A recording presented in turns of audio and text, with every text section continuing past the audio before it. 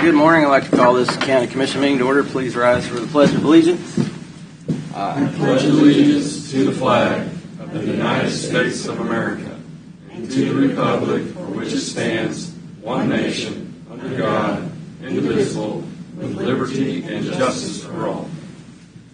Please silence all your cell phones if you have them. Take a moment of silent prayer.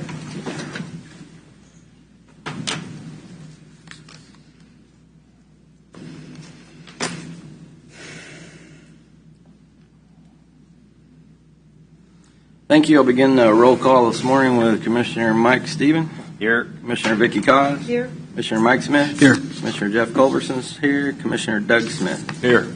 All present and accounted for. I don't have anybody signed up for public comment. There's nobody in the room that wants public comment.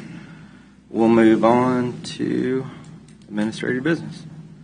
Mr. Lother, do you have anything this morning for administrative business? No. Does any other commissioners have anything for administrative business this morning? No. I have something yet. Or go ahead, Doug. You're first on the list. Roll call. Oh, okay. I was at the Republican Town Hall, and we passed the hat. I have the hat here, and for the Samaritan's Purse to get some money to the victims and survivors of the hurricanes now. But just letting you know, I have a hat. I still have room in the envelope to send more cash. If you want to write a check, just make it a Samaritan's Purse. If you want to give me cash, I got a hat. So That's a different hat than you had the other night, Mike. well, I was afraid. I wanted to be bipartisan, so I didn't want to. The hat I had the other night was a Trump hat. That's a union hat. This is my railroad hat. So That's probably a good idea. So anyway, if anyone in the building wants to give money to see me, we're going to be sending a check, and we'll designate that came from Leavenworth County citizens. Okay. Is that all you had, Mike? That is, one more thing is, and I addressed it before the meeting, but we have the letter. I had a town hall meeting last week and addressed the issue of the crossings that are being blocked for long periods of time in the southern part of the county. And my understanding is there's a letter that we're going to send to the FRA, which is the regulatory body, and the management of the railroad. And It will be sent to their complaint portal, to their Director of Community Affairs for this region, and to the Federal Railroad Administration. And I just want people to know we are working on this issue, and we will elevate it as high as we can. Yep. I'll get that signed today, and we'll get that out. What do you have, Dave? Well, last week we had a lot of talk about minimum maintenance road and people living on them. I was wondering if we should send a letter out to everybody that lives on a minimum maintenance road with the copy of the policy, and this is what you can expect for services or lack of. Because these people. There's been several people move on these, and then they cry to Public Works that they need better service. But it's a minimum maintenance road, and we have a mechanism in place to bring it up to county standard. But I just don't think Public Works is looking for any new roads to take on. Mm-hmm. And they built these houses at their own risk on these minimum maintenance roads. And it was probably a bad idea for it, and some of them didn't get permission. They just did it anyways. So that's just my take on it, that people need to be aware that they live on a minimum maintenance road. This is the county's policy, and this is what you can expect. No more, no less. Maybe less. That might be a good idea. Okay. Want to talk to the administrator about that later? Is it in the budget? Well, we're going to have the work session this afternoon, or later this morning. Well, hopefully there's not that many. Yeah, I know it's going to be on the work session. Yeah. I just bring that up again then. Well, sort of. Cross-access easements are on the work session. Yeah. Minimum maintenance road's a little different animal. Yeah. These are the county's Right. public right-of-ways that are minimum maintenance. Yeah, I figured we can bring it up then. Yep. I think That'll that's a work. good idea. Okay. Anybody else have anything for administrative business? One more thing that I think should be addressed, and this is on executive compensation. And I'm not speaking for everybody, I speak for myself, but The Board of County Commissioners looks at executive compensation very carefully, and we look at how the best governance of the county can take place. And we look at what the competition is out in both the private sector and the public sector. We look at what school superintendents are being paid. We look at what other administrators are being paid across the state and the region. And we study the economics of it very closely. And I can tell you that it's very pertinent that, to make those considerations because a organization that has a budget of $70 million has to be operated efficiently, and that's what we've done the last 5 years. And we could not have done that without an excellent public administrator. I couldn't agree more. Well, Mike, I think your numbers are a little low because the years we received the ARPA money would have been more than that. Yeah. But that money, them funds had to be managed too, and not just to our criteria. It was to the federal government, the state government, or we was going to have to pay that money back. And if you don't have a public administrator that knows those things and is skilled in those areas, you could squander lots and lots of funds that could go towards roads, bridges, infrastructure. And if you look at the amount of grants that we've brought in, not just only because of the county administrator, but we have lots of department heads that have brought those in. They bring in more than their salary. But Mr. Lawfrey is very qualified in getting those things handled. And let me just add one thing too, Mike. I totally agree. You know, my over 40 years serving the people, I've known a lot of city managers. I've known a lot of county administrators and city administrators, and this is not just a pat Mark on the back, but since I've had that experience, Mark is one of the top ones I've ever seen. What's disturbing me is there's a rumor floating around, and I usually don't get into rumors, but I'm going to speak on it this time. His compensation is so many dollars, which is so far off. We're not going to sit here and talk about it. He's being, in fact, I think, in my opinion, he's being underpaid. And it's just like we got a lot of things. You talk about the grants we get from Tim and all these other department heads, absolutely.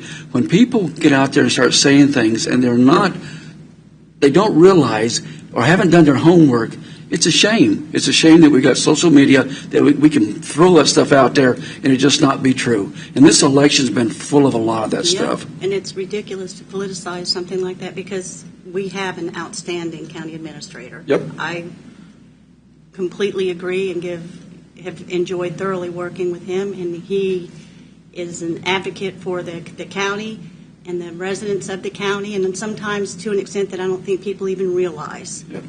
And, he can take it on the chin so that we don't. But he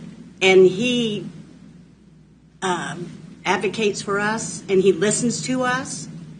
And, I think that some people think that he wags the dog, and it's not he listens to what the commissioners want, and he addresses those to the best of his ability, but he also counsels us well. And so I just think that it's ridiculous that this has even come up and that it's an issue. It's a shame. Well, in 2019, when I first ran for commissioner, I said, well, they voted twice on the issue of county administrator. So I'll go with what the voters' opinions are. And then I got up here doing this job. And I cannot imagine having 5 county commissioners trying to run the county in different directions. That's the way it was before. I just think that's true. You need a head, and he's been a good head, and he's doing his job well, and he's being compensated well, and a laborer is worthy of his hire. Exactly. But on top of that too, with that. We make the policy. Mark tells us sometimes what the repercussions or the good and the bad and how he sees it, and that's what his job is to do. We vote. We decide on it. So if people want to get upset, you're looking at the wrong person. Well, yeah, look at Doug Smith. When I came on, and I actually interviewed him. Before I was even a commissioner, because I'd won. So, and my take on it back then is that we've got to have somebody here to run the day-to-day operations. Because you can't have, at that time, 3 commissioners. Well, I talk about all the time the systems that are broke. Like the tax system is not the right one. It's broke. Another thing that's broke is this election system. Just because you elect a guy that's the most popular kid on his block, you don't even know if he can balance his own checkbook. So electing somebody doesn't mean they know how to run a business or a company or a county. So. But I would hope anybody, no matter which office they're coming into, as a state, something like that, would come into an organization and get to know what's going on. Because, I was a city manager for years in 2 places, and this is a large, over 400 employees. It was a different world when I came in, knowledge-wise, to understand what really happens here. So my advice to whoever wins in these elections, come in, see what's going on, then make decisions, but don't have decisions given to you. You make your own decision. When you haven't worked here. Yeah, and another figure that always sticks out to me that's come to light recently is the county budget with all the roads and the sheriff and the ambulance and everything the county covers is less than one school district's budget. Yeah. That is insane to me. That I don't think a lot of people put it in perspective. Jeff, could you say that one more time? The entire county budget is less than one school district's budget. So to me, that is just insane. Yep. It shouldn't be that way, but it is. So a lot of people, I don't think, even understand that. Anyway, anything else anybody has this morning? That's all I have. Okay, we'll move. Get off on it. That's all right. We'll go on to consent agenda. Mr. Chair, I move that we approve the consent agenda as presented. Second. Motion and a second. Any further discussion? Hearing none, begin voting with Commissioner Stevens. Aye. Aye. Aye. Aye. Aye. Consent agenda is passed. We have, for formal board actions this morning, consider a motion finding that the proposed final plat as outlined in case DV 24-100 is compliant with Leavenworth County zoning and subdivision regulations, and move that the proposed final plat be conditionally approved and accepted by this board subject to the conditions set forth in the staff report and as adopted by the Planning Commission. But, go ahead, John. The applicant or the petitioner has withdrawn the application and intends to resubmit and go through the process again. So there's no further action that's necessary. So Okay. since it was on the agenda and we Right. had to talk about it, Right. we're going to table that. So we need a motion to table it, or we just... I make a motion to table. We don't even need to do Table. it. We're just not going to hold They it. did it. Right. Oh, There's no okay, further okay. action. Yeah. Got it. Right. That's what I was wondering. There's just no further action. All right. That's the only thing we had on for formal board actions, so we'll move on to presentation and discussion items, quarterly reports. First, Oh, gee, who's first? information systems. Good morning, Larry. Thanks, John.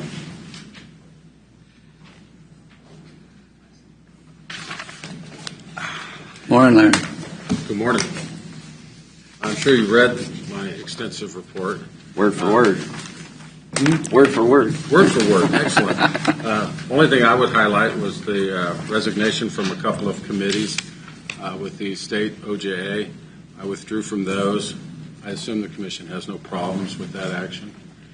Other than that, I don't really have anything else I wanted to highlight. Mark, do you have any problem with that withdrawal? No, Commissioners. I think that Larry explains it pretty good in his quarterly Okay. report.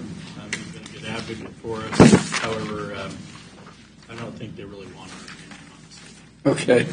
They expressed gratitude extensively that nobody else would speak up during the meetings, and I had this habit of not being quiet. And I became their number one source of, is there any negative feedback out there? Well, we'll see what Leavenworth County has to say. So I did pursue that extensively, Mike. and I did share my thoughts with them. And they appreciated it because nobody else would speak up. I got a couple calls after I resigned saying as much as, well, I just don't think my time was being spent with any chance of any kind of a victory for Leavenworth County's position. So I didn't want to continue to work on policies that had nothing to do with us. And that's what they were working on at this point. I'm pretty sure they're going to come down several months from now with the same thing they wanted in December, and we'll have to make a decision then on how we're going to respond. I'm I'm not looking forward to that. I'm hoping that their penchant for missing deadlines and taking a long time to accomplish things makes it just drag out until their Senate Bill 291 or whatever takes effect, and they can focus on that aspect instead of this particular piece that they're messing with us on. Them hours and days you never get back. Never. It wasn't a total loss. I did enjoy some of the discussions that we had, and I learned a lot from some of the people. And I found out that many of the judges across the state are very involved in some of this and knowledgeable as well. So, I mean, I gained, but I didn't gain anything for Leavenworth County's benefit. So that's why I wanted to get out of that. The only other thing I'd point out is I think this might be the last time I'll be doing one of my extended quarterly reports in front of a couple of the commissioners, Commissioner Cos and Commissioner Doug Smith. Yeah. Worked with you for a number of years and then sort of for you for these last number of years, so quite a while. May not bump into you a lot after this. Probably not, but I've enjoyed it. So, it was good working with you and for you, however. Thank you. And good luck on whatever you do next. You too. And I think the less we talk about information systems in a public meeting, the better Always off the we better. are. Yeah, I agree Always. with that. I'll agree with that. So, I have one question. You're getting information, or you attend classes, or what, find what the latest and greatest cyber attacks are, or what the new malware is going to be, or how do you stay abreast of all those type of things? There's a great number of organizations. For instance, at the federal level, you've got your Homeland Security groups, the MS-ISAC, and groups like that fill your mailbox with all the latest threats and warnings, to the point that every morning I got a number of those sitting there. This vulnerability, that vulnerability, they're non-ending. So you get them every day. So as far as the emails that I send out periodically to try to keep everybody's paranoia heightened, I get them daily, so my paranoia is always redlined. Your hair's like sticking. I didn't have much when I started, but it all left really soon after. It's a nonstop battle, and they're constant. There's a feed of everything. Any application you use has a vulnerability every week or two. Every web browser, update it because here's a new zero-day exploit. And it's just never going to end. I look forward to retiring in a year or two and just not having to think about it anymore. An honest It's man. tiring. Yeah, I can understand nowadays. how many years? 26 26. so far. That's great. Much appreciated. 99 when your Time Justice Center was flies. built. Time Boy, flies. does it. It does, doesn't it? Well, he was a young man. I still think of that building as relatively new, and it's not. Yeah. Yeah, he didn't have any gray hair when I met him. Well, we always enjoy when you come and you give some of your jokes. I don't give any good jokes. You have a nice sense of humor, though. But I appreciate that. Yeah, it sure don't seem like 26 years. Doesn't it? Wow, time flies. But when I look at all the department heads around, I realize none of those faces are the ones. No. So it's thinning, the number of people that I could associate Right. back then. Janet's going to leave here at the end of the year. She was working here when I started. There's so many of them like that. Linda Shear's still around. Yeah. She was the clerk then. So, this whole memory lane thing can. Well, Jeff, I mean, I'm just looking at him. I started here when I was 12. Well, you probably did. I think you were 18 or 19. This is before the child labor law. Same time he's playing in clubs. Yeah. So it is something. Yeah. Thank you, Well, Larry. we appreciate We you, really Larry. Thank you. That's all we have. Thank you very much. Next, community corrections. I don't see I don't see anybody. Jamie here yet. Let's move on to public works. Maybe they're watching and they'll see. Probably were thinking we were going to take a little while. Yeah, I'm sure that's what it is. Morning, Bill. Morning, Commissioners. We'll try to expedite this process as much Sure. as possible. I hear that every quarter from Yeah, you. burn a lot of time. Yeah. Filibuster. So, we'll start with Road and Bridge. I'd really like to thank the guys out at Road and Bridge. They did another excellent season at Chip and Seal. They concluded that. Finished over 105 miles again this year. We did make some changes that had some very substantial budget impacts. Switching to trap rock, while it had a few challenges, we did save several $100,000 over the course of that 105 miles of application. I believe that it will be possibly a superior product to what we had in Haydite. From a wear standpoint, it's much harder than Haydite is, and I am very hopeful with that and the combination of the change in polymers that we'll be able to see less damage on the roadways from our snowplow blades. If not, I think we might see some tips of some snowplow blades that get burned off much faster because this is a much harder material. But the work that those guys do, especially some of the leadership out there to get that accomplished every year, is a pretty big feat. I believe that in the 5 years that I've been here, we have not had the same team from one year to the next year in consecutive years ever. And so the turnover out there at the shop, some of the labor positions and some of the operators, we send the guys up to Illinois every year and get them trained on the equipment so we can calibrate the rock and the oil and the distributor and everything together so we are spraying and applying the rock at the right rates. But just the core guys that have been out there for decades, putting that together, it's a great effort and making sure that everybody knows what they're doing. We also did get a new 10,000-gallon calcium chloride tank at the quarry, and so we'll be able to fill up the brine systems there as well as at the shop. We're doing about the same on the budget as we do every year.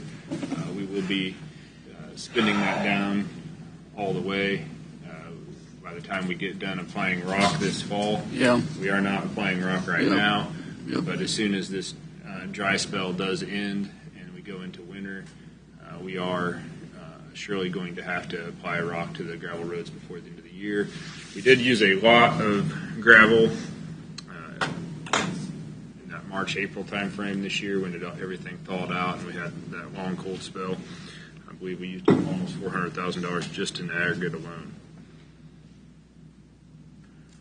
Currently, we do have one vacant position. We have turned over several positions over the last quarter, but currently there is one vacant one, and I believe we were doing interviews out there at the shop here this week for that, so that may have been filled in the last day or two. We are mowing, spraying. Typically, we haven't had a tremendous amount of breakdowns, but as always, with the amount of mowers we have and the staffing, there are still calls coming in about intersections in line of sight and pushing brush back along the right-of-ways. This time, like Larry mentioned, there's a couple of you, Doug and Commissioner Cause, that are going to not be on the board. So I wanted to do a quick recap of the projects and some of the grants that we had gotten. This is also a good 5-year look back at the 5 years that I've been here. So we're going to run through a few of those just for a minute here. We have applied for, these are just the grants we've gotten. So we have gotten 3 high-risk rural roads grants that are listed here. We have the signage grant that for County Routes 13 and 14 and the 2 Tonganoxie Road projects that are going to be built next year. To get those 3 grants, we have applied for 14 application cycles. And so to speak to that grant alone, it's not always open twice a year. Some years they do open it twice a year depending on how much funding they have, but we have applied, I believe, 14 times for that grant to get those 3 grants. The off-system bridge grant for ST100 was completed on Fairmount Road. We have applied for that specific grant on 6 occasions. Kansas Local Bridge Improvement Program, we got that's a new program that KDOT came out with. We were successful in getting 2 bridges, which I think we're the only county to have multiple bridges funded during one funding cycle for $2 million. And that was the first round of that funding that the state had ever offered. Since then, they've offered it twice more, and we have not received it, but we have applied for that grant 4 times and received it once for 2 bridges. The local bridge grant was used for E48 up on the northwest side of the county. It was for $150,000. We have applied for that grant on 6 occasions as well, been successful once. KDOT transit grants, we got the Cushing parking lot funded through a grant application. We had $580,000 awarded through that process. We have not applied for that since then. We don't have a lot of things that meet that grant, but we were successful. It did take nearly 2 years from the time we were awarded that grant to the time we had an agreement, and we were able to get that grant under design. I don't know that they offer it every year because they are so far behind, but we were fortunate to get it on our first application cycle. The Kansas Cost Share Program, we have 158th Street improvements. That was a great improvement for safety in the south part of the county. County Route 30 coming up next year. If we can get through the federal NEPA process and the environmental reviews, will be bid in February or March. We did get another $975,000 for that. We have applied for that grant on 11 occasions to get those 2 funding opportunities, and so it is a lot of work. They do offer that every April and October for applications. We got a planning grant for the regional transportation study for $250,000, and we were able to work with the cities, and that was a 5-party agreement that we all worked together on. And then we have a whole list of other grants. We do have the federal grant that's ongoing currently for the Safe Streets for All for $380,000. That we're hopeful that we'll have that completed in the next probably 90 days, and we will be able to apply with that for implementation. With the current stimulus and funding, we only are going to have 1 or 2 cycles unless that funding is continued on to apply for implementation projects, and so we can actually move some of these projects to construction. Doesn't make a lot of sense. We got the very first funding cycle for the study that they required in order to apply for the construction dollars, but then by the time you get done with the study, they only have 1 or 2 cycles available for you to apply for future grants. We worked with BACR on multiple projects. We supported Lansing in economic development from a public works perspective on their base grant for the sewer main extension. We've applied for fish and wildlife grants. We have the local road safety plan that helps us get all the high-risk rural roads grants. We have congressionally directed spending for $2 million through Senator Moran's office. We've applied for that on 5 occasions through both Senator Moran's office and Jake LaTurner's office. And then we participated in the committee for the Leavenworth County KDOT Ike Transportation Project prioritization. And that is where KDOT picks projects based upon their focus points, but we have to apply for those through a public hearing process. We did attend multiple different conferences in order to present our projects. We did present a number of projects based upon the Regional Transportation Plan. KDOT did select K5's realignment and improvement project. They put a funding amount on that project at $35 million. $35 million will not complete that project. It'll most likely be at least a $100 million project. $35 million, I don't believe, would put shoulders on all of K5 with its current alignment, and they are stating they're going to realign the road. So total awarded through public works applications, if you just count that as a $35 million project in the last 5 years, is $62,276,800. So if that project grows in scope to the $100 million, we're looking at like $130 million worth of federal and state funding that we have been able to secure through the grant application processes in the past 5 years. So it's been How much was that? Successful. Well, 100 and what? if that project grows in scope, it'd be at approximately $130 million from what they're saying. But as announced, we're at $62,276,800 for 5 years, Which is great. which is great. And that's if K5 is constructed in 2032, which is the current construction window, and only costs $35 million. If that project, from the scope that they've shown, is closer to $100 million, we would be at approximately $130 million worth of funding that we've received in 5 years. So if that's the number since 2019, any idea what the previous 5 years had been? As to my knowledge, none. And I want to be proud to say that I was part of the team that made the decision to hire Bill, and that's never been a regret that I've had so far, and I don't think anybody else here has had any regrets. No, Bill's top notch. I don't think people understand how profound this is. We've paved more roads in 5 years That's right. than were paved in the previous 30 years.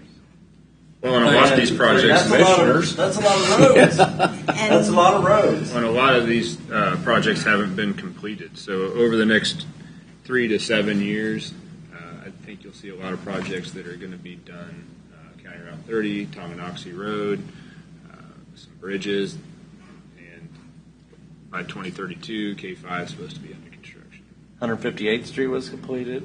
158th Street, yeah. I'll move on down to the next section. Real quick, though, that also doesn't include some of the things that we petitioned KDOT for improvements on their road. I know we're including the K5 one, but there's some safety improvements that they're doing on their own highways that were instigated because Right. Our staff was pushing them on some of the concerns that we had safety-wise that were concerns the commissioners K32 that the commissioners had received through his constituents. So there's those as well. But just straight up road projects, you've seen there. But we also have, and I think you're going to go through what you are completed. We've put in more bridges, replaced more culverts than probably in the previous 30 years combined, just through some of the funding that we received that were ARPA funds or CARES Act funds that the commission voted to put towards our infrastructure. So we get a 100-year return on that investment versus a one-time and done. And didn't remain revenue neutral. Yeah. But I think that Doug and I can say it's been a privilege. Thank you. So the projects that we have completed in the past 5, well, this is from March. I began in February of 2020. And so if you go from March 1st of 2020 to the projected March 1st of 2025, which is the 5-year basically construction window look back, we've constructed 13 bridges with general funds. Those are general taxation funds under the 220. Those are paid for and set aside within the budget cycle, so those are part of the general taxation that would be budgeted in the 5-year capital improvement plan. And those 13 bridges constructed had a total cost of $13,642,767. I thought that was an interesting point. I wanted to look and see what our average cost of a bridge replacement was, because that cost is increasing fairly substantially over the past 4 years. But overall, we're still just at that, just over that $1 million average cost when you look at bridges of all sizes. We've had 0 change orders beyond the typical contingency that's set aside in the approval process. And so we've been able to construct those bridges while a couple of them, several of them that were previously designed, had some issues. The engineering firms had to take that responsibility and make those corrections. So I don't know if people understand, Bill, how important and how unbelievable it is, after being in past city manager, to not have change orders. Because that is common. Every project you get change orders. So to have very few or 0, something like that, that means you and your group are on top of these things. We try to stay on top of them. There's some things that can, if you have an omission from an engineering firm, I think it's important to select quality engineering groups because if they omit something that should have been part of the project, you can get a change order that is the county's responsibility just because it was left out of a bid item. We had 14 large culverts between 8 foot and 20 foot in width. Anything over 20 foot by the state is considered a bridge. So we had 14 large culverts that we replaced with ARPA funds with a total cost of $3,134,301. The county installed 8 of those 14 culverts, and we contracted with contractors 6 of those culverts.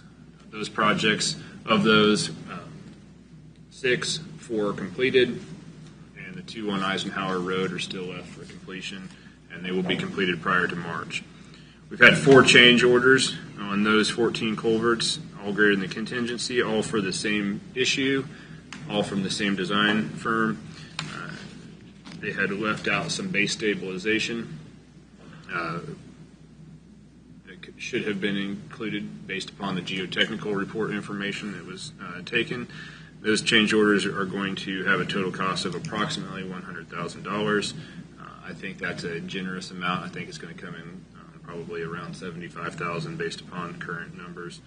That is a 3.1% cost increase from those 4 change orders.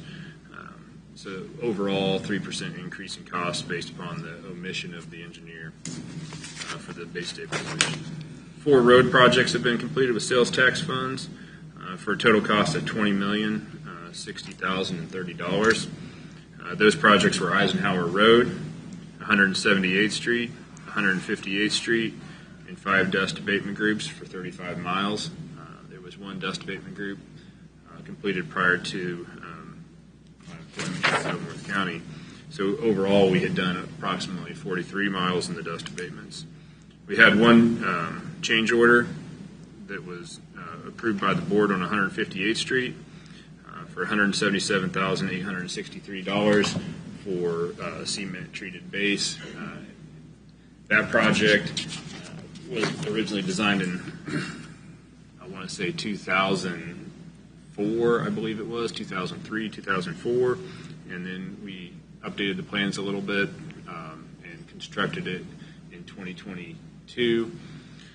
And so whenever you're using plans that are that old, that did not have the same design criteria that we would currently use for coring of the existing road to determine the base, that overall change in cost was less than 1% of the total projects that we've completed.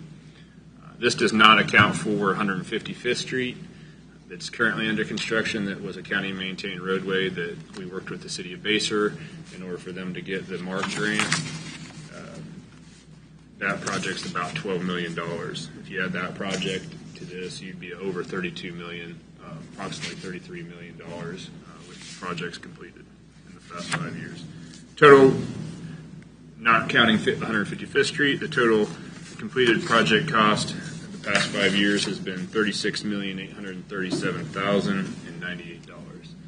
So overall, I think we've completed a lot of good projects with very few change orders and worked with the cities well, both Lansing and Leavenworth and Basehor, to get these projects completed. And some of the roads have switched into their maintenance responsibilities after the project was done.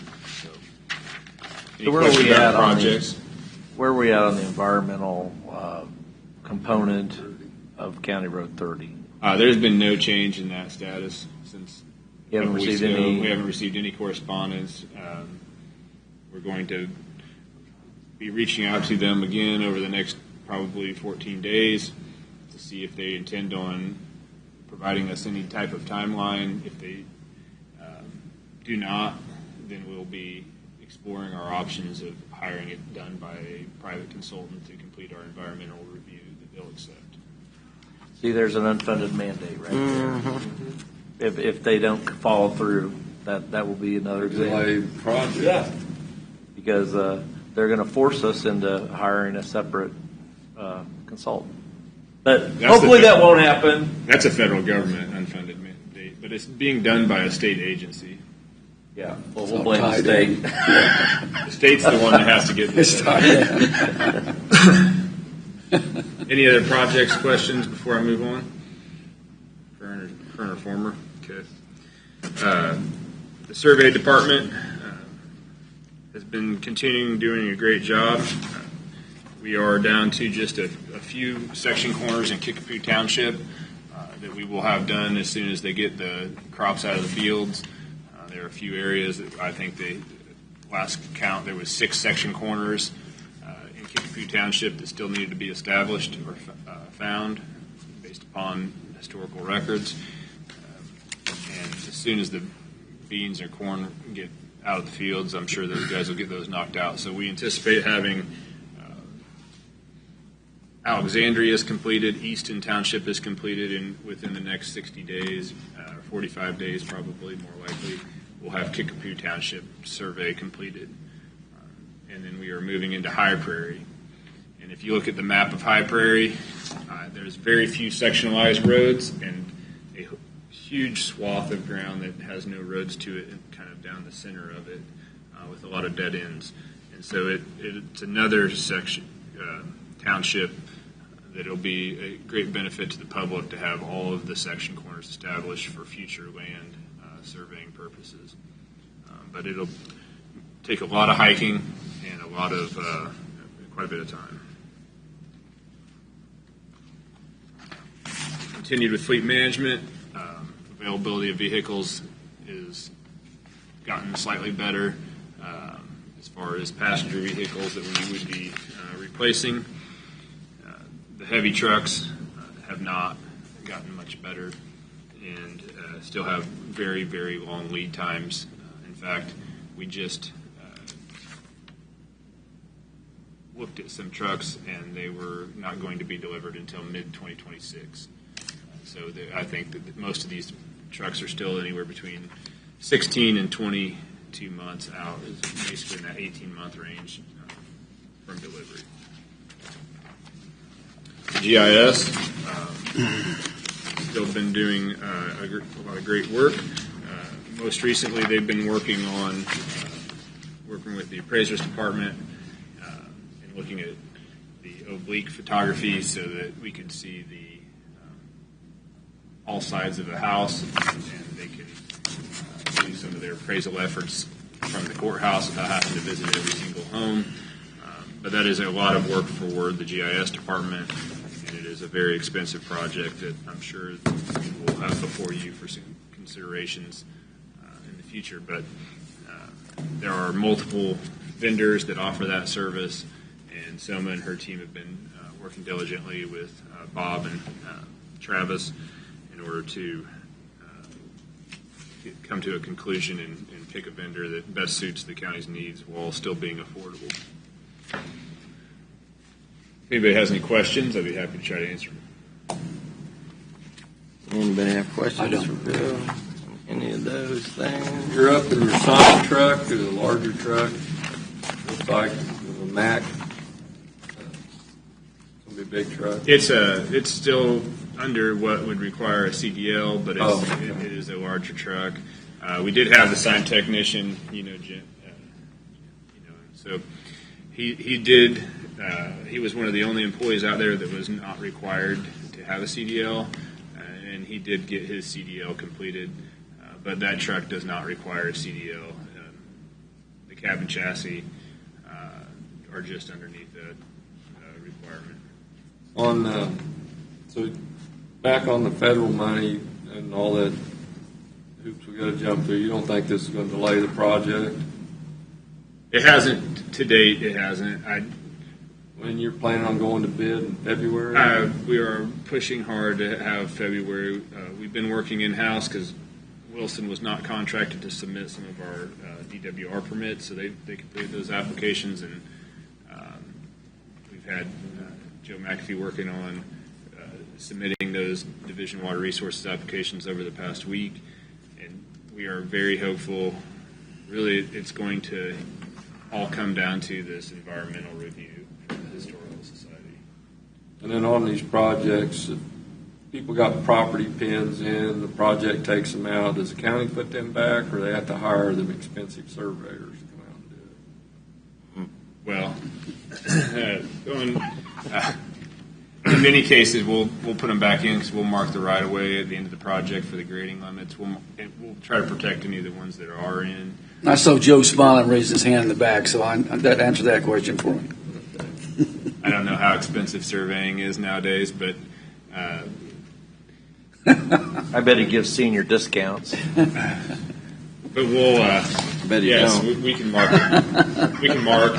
property corners as needed. A lot of property corners aren't in even at the time that we go through it, but the ones that are in that are in platted subdivision. Well, when they purchase extra right away, it's going to change your property pins anyways. Yep. We So does generally the county mark it. do it, or does the property owner have to hire it done? We generally do it at the end of projects. Okay. I don't know. We haven't bid out some of the projects that County Route 30 specifically. We have located all the property corners. It was not part of the scope of the 2018 design that was done previous to my starting, but we have all the information that we can have the county surveyor mark any property corner that was in at the new Just right. hate to see this one turn into like the 158th Street project 20 years later, get it done. No. Of course, it's close because we started the south end back 05, 06. So we're almost 20 years. South End, isn't that the section that the city of Baser just... No, on the County Road 30, the south end. Oh, County Road 30. Yeah, so Sorry it's about almost Hollinsworth. 20 years, yeah. It's been a long time. What time it's completed, it will be 20 years. Yeah. They've been So waiting. 20 a long years time. seems to be the magic number around here. Hopefully it doesn't take us 20 years to get from Dempsey to 4H Road. Are you betting now? Am I betting? So on that issue, where are we at on the congressional designated spending on that next section? What's the latest on that? I just know the last update that we received was that our project was going to be presented to the infrastructure committee at the national level, and if it made it out of committee and into the bill, that generally should happen here in October. But we have not received an update. I can reach out to Senator Moran's staff and see if they have any updates for us. That'd be great. And I'm sure we're all getting a few dust complaints because it is dry. Yeah. And just to set the record, we have no money to pave any of these secondary roads. There's no money in the budget for it. So, A lot of them paid.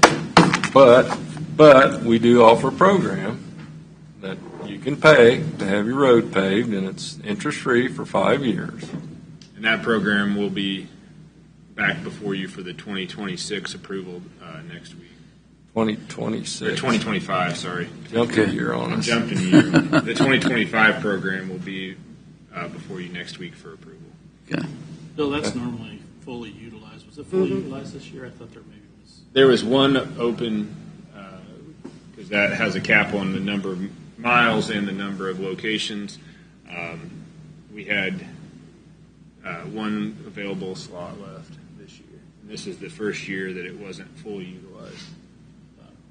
But we had some large community groups that came in, did some pretty substantial improvements to impact a lot of property owners.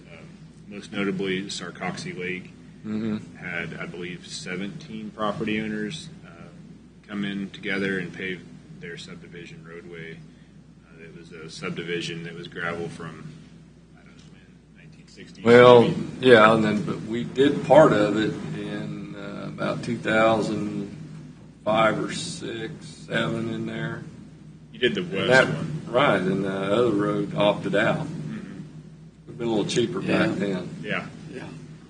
A lot cheaper. A lot cheaper. But they did a fine job. It's a nice road. They got asphalt. The others got chip seal. So Yeah. it's a very good program, and it's basically the only road you're going to get your road paved right now until things get better, until the inflation stops. And most people that I've helped calculate what that would run them seemed like it was around $150 a month to get their road paved from them paying for it and their neighbors chipping in. So And where else are you going to get interest-free money? to me, for a 5-year payment, $150 a month, it's pretty cheap to get your road paved. Yeah. So if you check on it, it's more affordable than I think a lot of people understand. Well, especially if the neighbors go. Exactly. Yeah. That's what they all were. Anybody have any other questions for Bill? I don't. Thank you, Bill. No. Thank you, Bill. All right, thank you. Appreciate it. Community corrections never showed up. Yeah, the director of community corrections is out ill today. Okay. Just reschedule. Just skip it. Okay. Okay. Reschedule that. Then we'll move on to our own presentations, I guess. Commissioner Stephen, you have anything this week? I had a town hall meeting. A lot of it was devoted to the issues with the blocking of the railroad tracks. One gentleman in Linwood said him and his family were blocked in for 5 hours. Wow. And former Representative Dove was there. And he got to hear it. So I was glad, as maybe coming onto the commission, I was glad that he heard what the complaints were and what the issues were. Other than that, we gave a report on the budget. A few other county issues, but didn't seem to be anything. That was the main pressing issue down there. And of course, property taxes. Always. Okay. Commissioner Cos, do you have anything? No, I have nothing. I have just a few. Of course, Commissioner Stephen and I will be at a conference, economic conference tomorrow. Last year, it was excellent. I see some of the same speakers, Mike, so I think it'll be pretty good again. On October 19th, Lansing's having their fall festival at Angel Falls. That's off West Mary, and that's from 10 to 3. Got even more vendors and more things to do, so if you get a chance to come out there.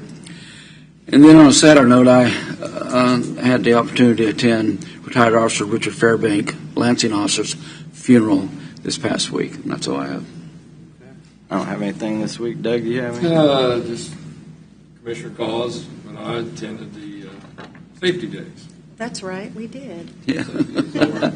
You're a short timer, you forget. You know that, don't you? Yes. Being a short timer, you're forgetting. And it was a really, really nice and Really good food. And I want to thank Priorities. our vendor that provided the food for. Southern.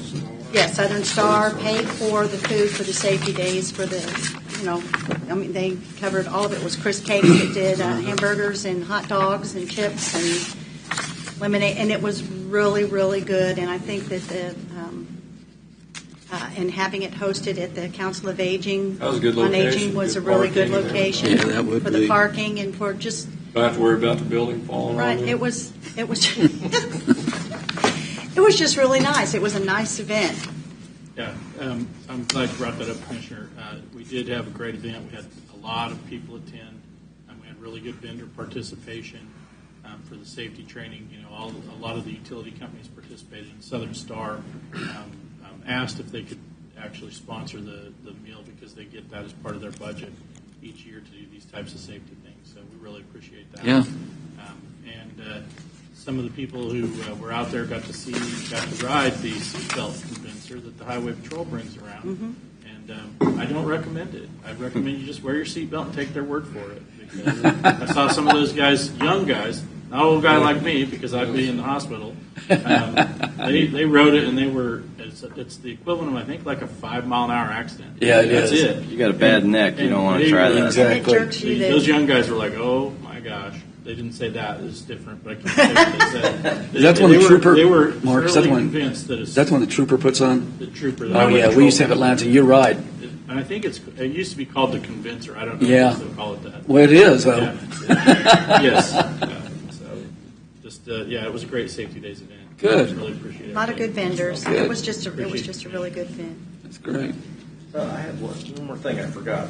My wife and I went to the Leavenworth County Historical Society Wild Bill Hickok. I don't know. Buffalo, yeah. Their fundraiser, and it was really fun. They had, however, because of my hand, I couldn't get on the bowl. Oh, excuse. That's bull.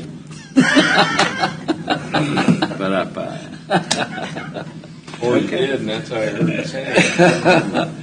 Is that all you had there? Motion to adjourn. That's all I had, other than a reminder that Mr. Lawfrey had paid for the porta potty, so we got to reimburse Yep. him. Well, I got that taken care of. I done mine, Sheriff. Yeah. Okay, just want to make sure. We got a motion and a second, Mr. Chair. Motion and a second. Begin voting with Commissioner Stephen. Aye. Aye. Aye. Aye. We are adjourned.